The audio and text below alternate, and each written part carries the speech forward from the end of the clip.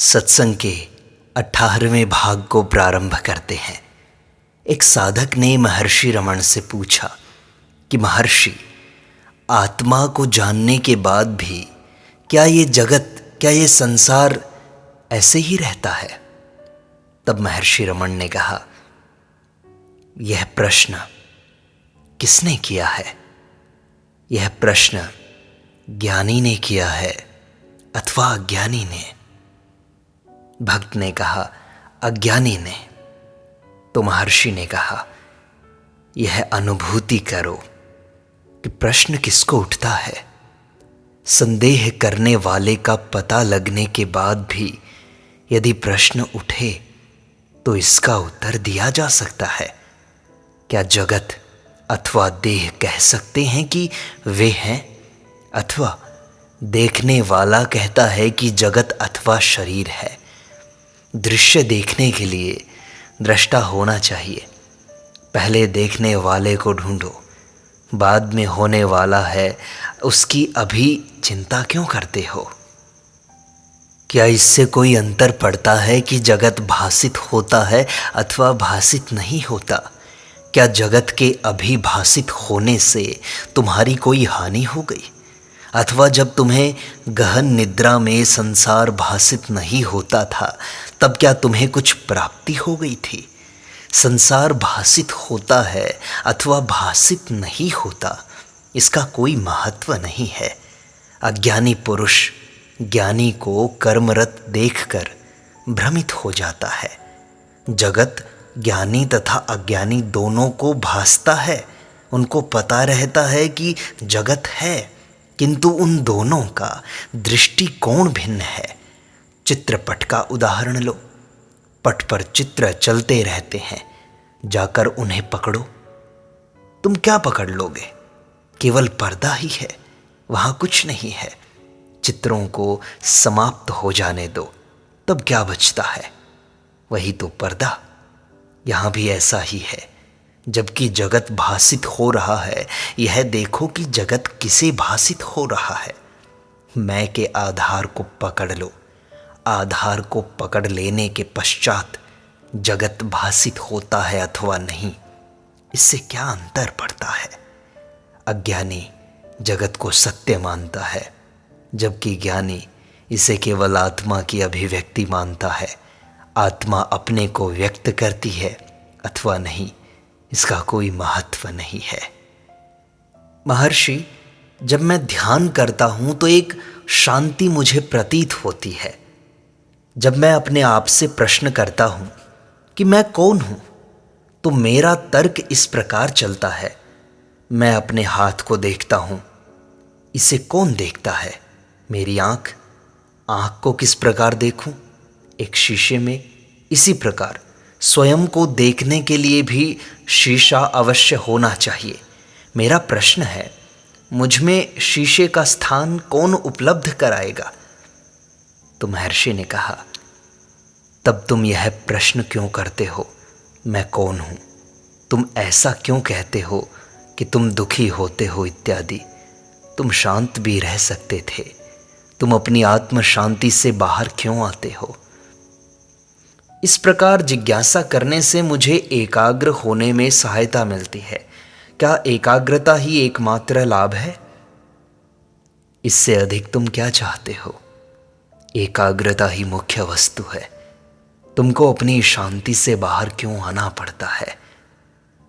क्योंकि महर्षि, मैं बाहर खींच लाता है। वो मैं कौन है? इसका तात्पर्य है मैं के स्रोत की ही खोज करना। यह जान लेने पर जिसके लिए तुम प्रयत्न करते हो उसकी प्राप्ति हो जाती है। महर्षि, उपनिषद में जो ध्यान की पद्धति है अब वो लुप्त हो चुकी है। बंगाल के एक महान संत ने मुझे एक पद्धति समझाई। अनेक वर्षों के संयम तथा अभ्यास के बाद मुझे कुछ रहस्य अनुभव होने लगे। कभी ऐसा आभास होता है कि परम चैतन्य अनंत है तथा मैं सीमित चेतन हूं। क्या यह सही है? केवल भूमा की ही सत्ता है, पूर्णता है। वह अनंत है। उसी में से सीमित चेतन उपाधि सहित उदय होता है। यह आभास अथवा बिंब है। इस व्यक्तिगत चेतना को परम चैतन्य में विलीन कर दो। बस यही करना है। महर्षि, भूमा परम चैतन्य का विशेषण है क्या? भूमा ही सर्वोपरि है। यत्र नान्यत् पश्यति यत्र नान्यत् शृणोति स भूमा। जहाँ कोई दूसरा प्रतीत नहीं होता, कोई दूसरा नहीं सुनता, वहीं पूर्णता है। इसकी परिभाषा का वर्णन नहीं हो सकता। यह जैसा है वैसा है, केवल अनुभव में आ सकता है। महर्षि, एक असीमितता का अनुभव होता है। कभी कभी यह भूमा से तनिक नीचे किंतु बहुत पास लगता है। क्या मैं सही रास्ते पर हूं? केवल भूमा ही है, अन्य कुछ भी नहीं। यह सारा कथन तो मन का है। महर्षि, मन से परे जाने पर ही मुझे इस विशालता की अनुभूति होती है। हाँ, मन से परे जाने पर ही तुम्हें इस विशालता की अनुभूति होगी, क्योंकि मन सीमित है। और जब मन नष्ट हो जाता है तो तुम असीमित में प्रवेश करते हो। महर्षि, ध्यान तथा विक्षेप में क्या अंतर है? कोई अंतर नहीं। जब संकल्प है तब विक्षेप है। जब कोई संकल्प नहीं है तब ध्यान है। किंतु ध्यान केवल अभ्यास है, जो वास्तविक शांति की अवस्था से भिन्न है। महर्षि, ध्यान का अभ्यास किस प्रकार हो? बस इतना ही कि संकल्पों को मत आने दो। महर्षि, कार्य तथा ध्यान में सामंजस्य कैसे करें? कर्ता कौन है? जो कार्य कर रहा है उसे यह प्रश्न करने दो, तुम सदैव आत्मा हो, तुम मन नहीं हो। यह प्रश्न तो मन उठाता है। कार्य सदैव आत्मा की समक्षता में ही होता है। आत्मज्ञान की प्राप्ति में कार्य बाधा नहीं डालता। कर्ता का मिथ्या देहाभिमान ही इसमें बाधक होता है। इस मिथ्या देहाभिमान से छुटकारा पाना है। क्या चेतन रहित अवस्था अनंत चैतन्य के समीप नहीं है महर्षि?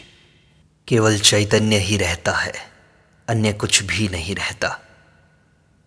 श्री भगवान का मौन स्वयं एक महान शक्ति है। यह हमें कुछ मानसिक शांति प्रदान करता है। देखो, मौन अनंत वाणी है। मौखिक वाणी मौन की इस अन्य वाणी में बाधक होती है। मौन में हम आसपास के वातावरण के घनिष्ठ संपर्क में होते हैं। दक्षिणामूर्ति के मौन ने 4 ऋषियों के संशय निवृत्त कर दिए। मौन व्याख्या प्रकटित तत्वम। मौन के द्वारा ही तत्व का, सत्य का निरूपण होता है। मौन को ही प्रतिपादन कहा गया है। मौन देखो इतना प्रभावशाली है। बात कहने के लिए वाणी के अंगों की आवश्यकता होती है, जो वाणी से पहले की वस्तु हैं, किंतु अन्य वाणी विचारों से भी परे होती है। संक्षेप में यह अनुभवातीत वाणी है, अथवा मौन शब्द परावाक है। महर्षि, क्या साक्षात्कार में ज्ञान होता है? ज्ञान का अभाव निद्रा है। साक्षात्कार में ज्ञान होता है, किंतु यह ज्ञान सामान्य ज्ञान, दृष्टा दृश्य के संबंध से भिन्न है। यह पूर्ण ज्ञान है। ज्ञान के 2 अर्थ हैं। पहला वाच्यार्थ, शब्दार्थ जिसे कहते हैं।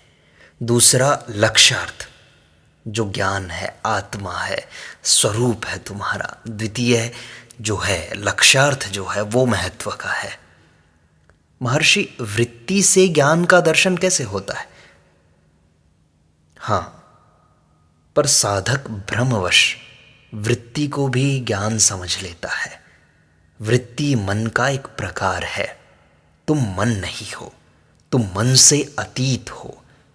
वृत्ति से जब ऊपर उठ जाओगे तो तुम्हें अपनी आत्मा का दर्शन होगा। कभी कभी ब्रह्माकार वृत्ति में रहने की इच्छा होती है महर्षि, यह अच्छा है, इस पर और भी अधिक ध्यान देना चाहिए। जब तक कि यह सहज न हो जाए तब यह स्वरूप की सर्वोच्च सीमा को प्राप्त करेगी। वृत्ति को प्रायः भूल से चैतन्य मान लिया जाता है। वृत्ति दृश्य मात्र है तथा आभास के क्षेत्र में कार्य करती है। यथार्थ ज्ञान सापेक्ष ज्ञान एवं अज्ञान से परे है। यह वृत्ति के रूप में नहीं है, इसमें दृष्टा दृश्य नहीं है। वृत्ति राजसिक मन से उत्पन्न होती है। शांत मन वृत्ति से मुक्त होता है। सात्विक राजसिक का साक्षी है। वास्तव में यही वास्तविक चैतन्य है। फिर भी इसे सात्विक मन कहा जाता है क्योंकि साक्षी होने का ज्ञान आभास का ही कार्य है। मन आभास है, ऐसा ज्ञान मन से ही साध्य है, किंतु मन स्वयं में गतिशील नहीं है, अतः इसे सात्विक मन कहा गया है। यह जीवन मुक्त की अवस्था है। ऐसा भी कहा गया है कि जीवन मुक्त का मन मृत के समान होता है। क्या इसमें विरोधाभास नहीं कि जीवन मुक्त का मन तो हो लेकिन वह मृतक के समान हो? अनभिज्ञ जन से तर्क करते समय यह स्वीकार ही करना पड़ता है। यह भी कहते हैं कि ब्रह्म जीवन मुक्त का मन ही है। ऐसे व्यक्ति को ब्रह्मविद कैसे कहा जा सकता है? ब्रह्म कभी जानने की वस्तु थोड़े ही हो सकता है, किंतु यह सामान्य वार्तालाप के अनुसार है। जीवन मुक्त एवं ईश्वर का मन सात्विक है, ऐसा अनुमान किया जाता है। अन्यथा वे तर्क करते हैं जीवन मुक्त कैसे जीवित रहता है तथा कार्य करता है। तर्क के समक्ष रियायतन सात्विक मन को स्वीकार करना ही पड़ता है। यथार्थ में सात्विक मन पूर्ण चैतन्य है। अंततः दृश्य तथा दृष्टा आपस में विलीन हो जाते हैं तथा केवल पूर्ण चैतन्य सर्वोपरि व्याप्त रहता है। यह अज्ञान अथवा शून्य की स्थिति नहीं है, यह तो स्वरूप ही है। ऐसा भी कहते हैं कि मन का उदय चैतन्य से होता है और फिर आभास होता है। अन्य लोगों का मत है कि पहले आभास का उदय होता है और फिर मन का उदय होता है।